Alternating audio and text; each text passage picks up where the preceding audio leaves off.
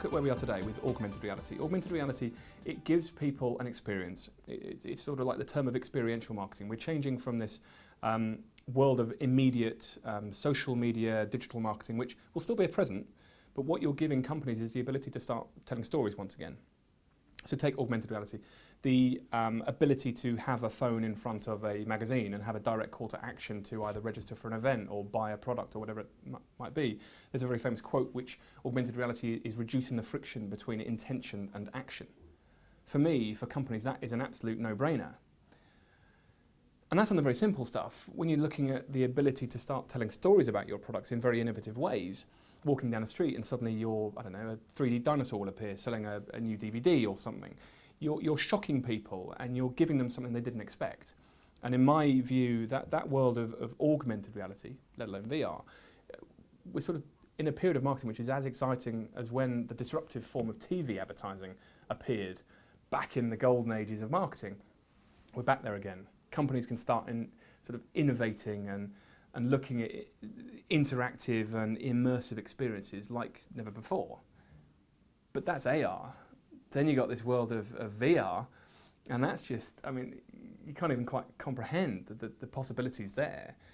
When you start saying, well, okay, let's look at the property market, and you're the client, and you're in Alaska, and the property's in Dubai, which doesn't even exist yet, and the agent's in London. Firstly, the consumer being able to see this property which hasn't even been built and be standing in the environment that is this property is staggering. Being able to navigate around it is staggering. Being able to meet the agent in that virtual environment of this house which hasn't yet been built, yet you're countries and continents apart, talk, communicate, see each other's body language. Part of me thinks that's incredible, part of me thinks that's slightly scary and very philosophical in the sense of, well, what does that mean about human connections, interactions, communications? It's fundamentally shifting. This sort of mobile VR, the cheap, value-added end of the VR spectrum, that's VR for the masses, absolutely. Bring in the property aspect of this. There's nothing stopping the Sheriff Fitzgeralds of this world posting out Sheriff Fitzgerald branded VR headsets, which they can put, everybody has a smartphone. They can put their smartphone in the back. They can start sending them content via email, open this up, this is a panoramic 360-degree view of our properties, which suddenly that person will be immersed in that property. So absolutely, fundamentally, I see this sort of cost-effective, value-added end of the VR headset world being what will connect consumers with VR. Everybody knows Facebook. So when Oculus comes around, since obviously the acquisition for $2 billion recently, Oculus is got a running head start on everybody. There was Rightmove in the UK did a survey, and the top 3 things that people wanted on the portals were photos, a 2D floor plan, and number 3, which has just come in, is the panoramic. They want to see inside. So they can already see it inside on the computer. If you're then able to say, well, we'll send you a paper card, a cardboard VR headset, stick it in, and you will be inside that property. It's not just a new build sector which is going to have a huge impact on. The real estate model as we know it is going to change fundamentally. The interesting thing about 3D printing, I mean, not necessarily with the property market, but the external fascias of building, perhaps not in our world, in our lifetime, but certainly the internal structures of housing, different parts. Take the glasses, for example. These are all mass-produced. What 3D printing, there's a very clever book by a guy called Chris Anderson talking about the maker revolution. We are used to going into a shop and buying a set of glasses. What if we want this glass with a handle on the side? We can't go to China and say, well, we want one of these with a handle on the side because that's what I like. The maker revolution is going to be such that our children, our children's children will be so used to going into the internet and downloading information or even creating their own. This is why they are the maker revolution. And then they'll be using their 3D printer. 3D printers are now, they're easily under €1,000 to buy a 3D printer and have it as a desktop version at home. You can download prints. I mean, it's a fantastic tinkering society that we are now in to do what we want. 3D printed headset, it could be anything. You can personalize that to be whatever you want to do.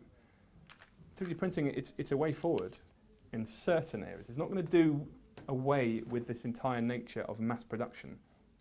He's not going to get away with these factories, but we as a society are becoming far more picky on what we want.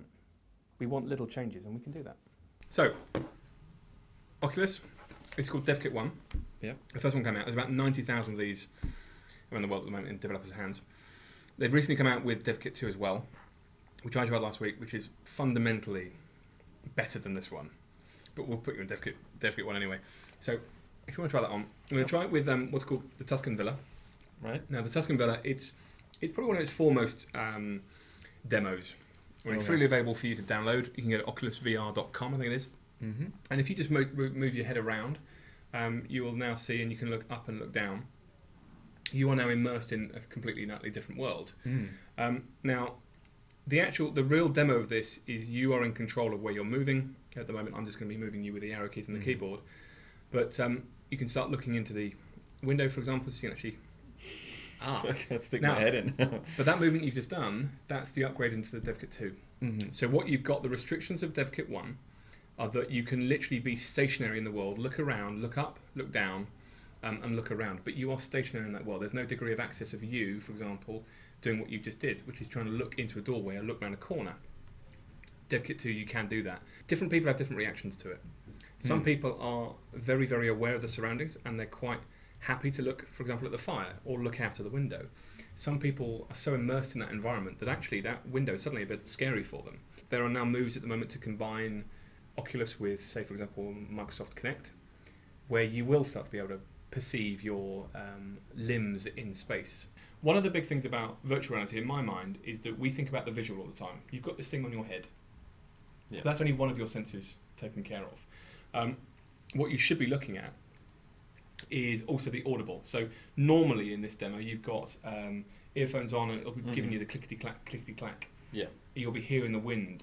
But then also what you've got to imagine is when you're up this high, you would be feeling wind. Mm-hmm. So you should be having a fan right in front of your face that you can start feeling a sensation from that respect as well. With all this technology, I often talk about the fourth dimension. If you're just using it in isolation, because just the visual aspect of it, it's not enough. You have to add the other dimensions into it.